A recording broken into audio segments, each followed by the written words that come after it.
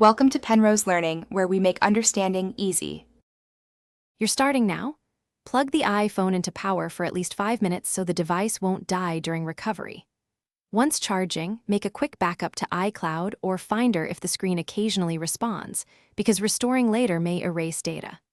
For most black lock screens, force restart fixes transient firmware hangs.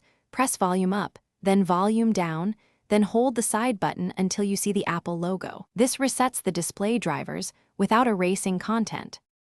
Once the force restart didn't help, connect the iPhone to a computer using the original cable and open iTunes or Finder.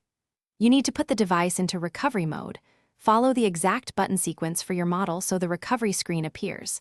This exposes the firmware without relying on the lock screen.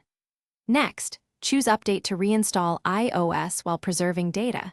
If Update fails or reports errors, choose Restore. But make sure you understand Restore will erase the device. After the update or restore finishes, set up your lock screen, then re-enable Face ID or Touch ID so authentication unlocks the display reliably. You should test by receiving a call, opening apps, and watching notification wake behavior to confirm the screen wakes as expected.